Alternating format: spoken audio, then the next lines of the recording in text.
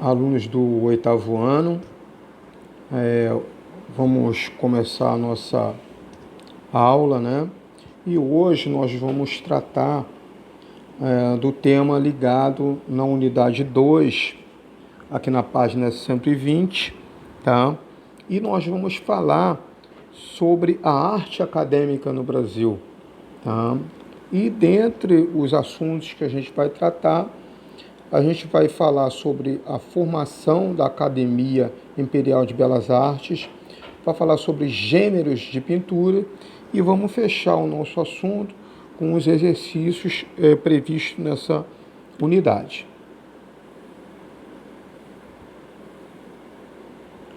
A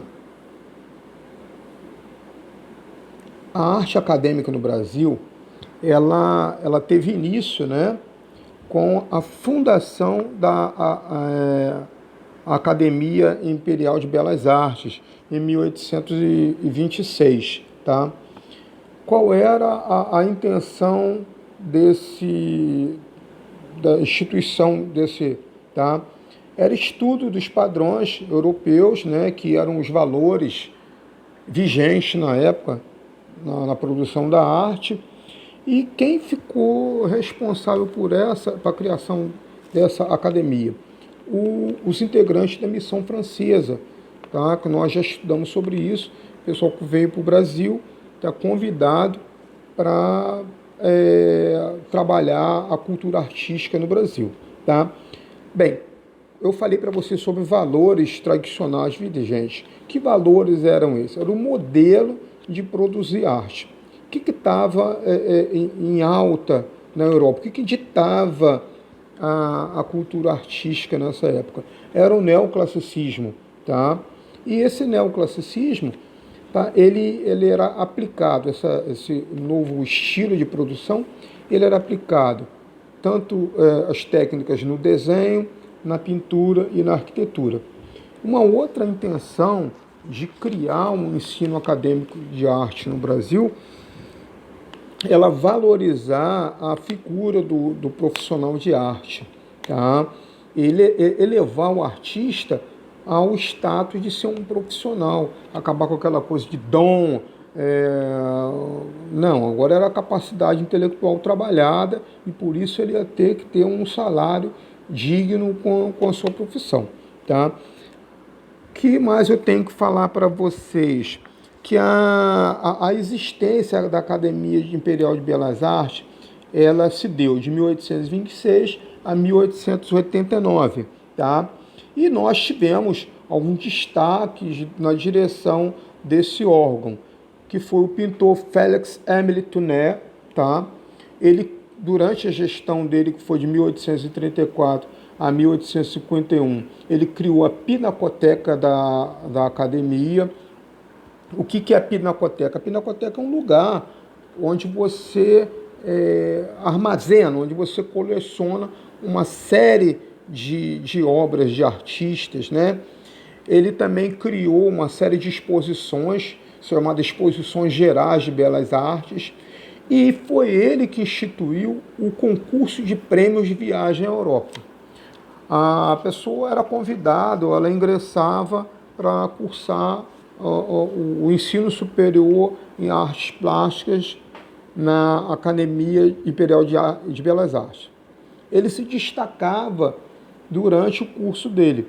Então ele poderia ganhar como prêmio, dependendo da produção dele, uma viagem de estudos à Europa.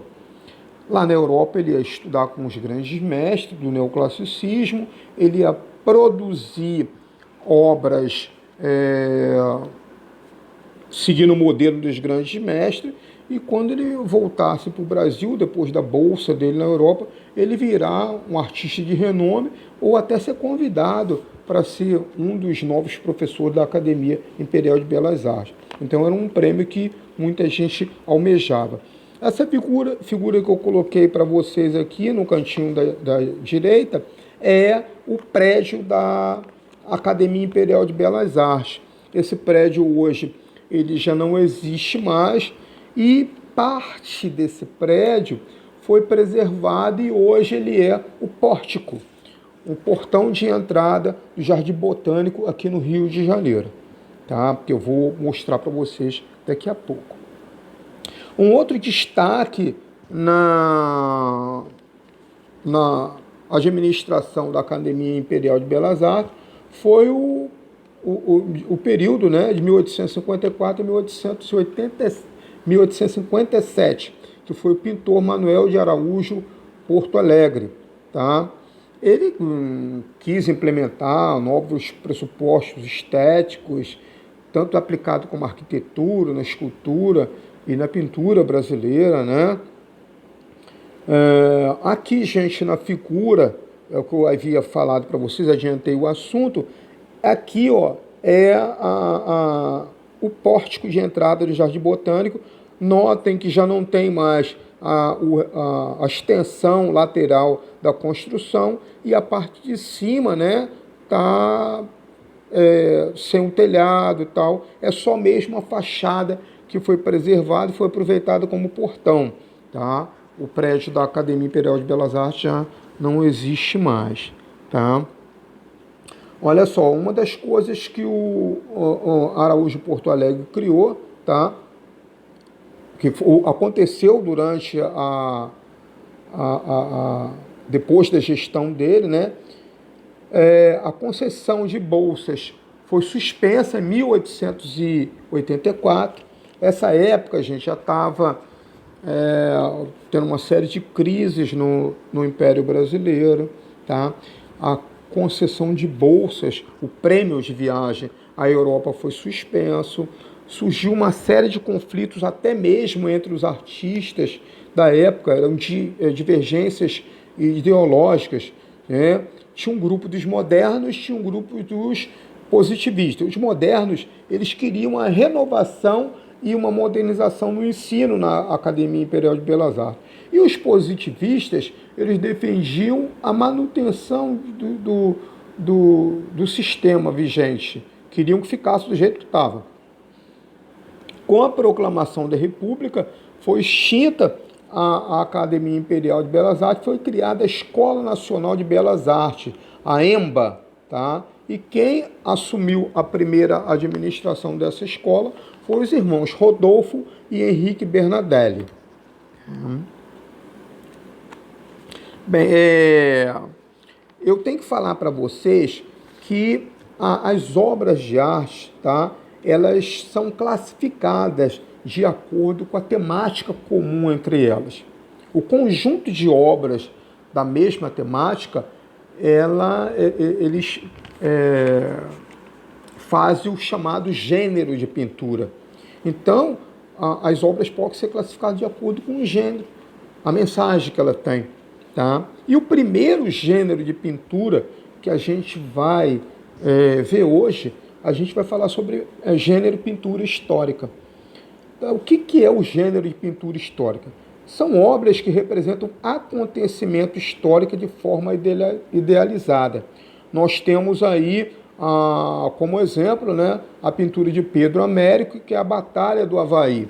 A Batalha do Avaí, tá, ela é uma das batalhas, fazem parte do conjunto de batalhas, né, do qual constituiu a Guerra do Paraguai, no qual o Brasil, a Argentina e o Uruguai lutaram contra o Paraguai. E chama Batalha do Avaí, que ela desenvolveu-se à margem do rio Avaí. Tá? Essa obra, né, é um óleo sobre tela, ela é uma obra de cavalete, tá? E ela é a maior pintura de cavalete do mundo, tá? As dimensões dela 6 metros, tá, de largura por 1,10 m de altura. Tá? Ela está no Museu Nacional de Belas Artes, aqui no Rio de Janeiro, e ela é uma pintura histórica. É importante eu falar para vocês que a maior parte dos conhecimentos que a gente tem sobre a história do Brasil, sobre a história dos fatos que constituem hoje a nossa história, a gente tem conhecimento através da pintura de história ou pintura histórica. tá? Um outro gênero de pintura muito importante é o retrato. O retrato, ele constitui a realidade, ele retrata a realidade de personalidades importantes. Por que eu estou falando de personalidades importantes? Porque eu estou falando de uma época em que não existia fotografia. A imagem de uma pessoa a ser guardada para a posteridade, ela era feita através da pintura. E pouca gente podia pagar um pintor para a pessoa posar e esse pintor fazer uma pintura dela. Daí o motivo pelo qual só personalidades importantes a gente tem esse tipo de, de coisa hoje, que é a pintura de retrato, né? Aí, como exemplo, tá, a gente tem uma obra do François René Moreau, que é um retrato da família imperial. Ele foi produzido em 1857, também é um óleo sobre tela, e é uma obra pequenininha, 68 centímetros de largura por 83 de altura, tá? E essa obra está no Museu Imperial de Petrópolis, na cidade aqui do estado do Rio de Janeiro, tá? Olha só, o gênero natureza morta, tá? Ele representa objetos e seres inanimados, como frutas, flores e animais. Por que natureza morta? Por quê? Olha só, fruta. Vamos falar sobre fruta. Você tirou a fruta da árvore, se ela não for consumida dentro de certo período de tempo, ela vai estragar, ela vai murchar, ela vai morrer. Daí natureza morta. A mesma coisa acontece com uma flor. Você pegar uma rosa e tirar ela do pé, ela para de receber a seiva, ela para de ter contato com o alimento dela. Então, ela é uma natureza morta. Isso representado na arte, a gente chama de natureza morta. Assim como os animais, abatidos ou não, ele é uma natureza morta, tá? É comum também os autores, né,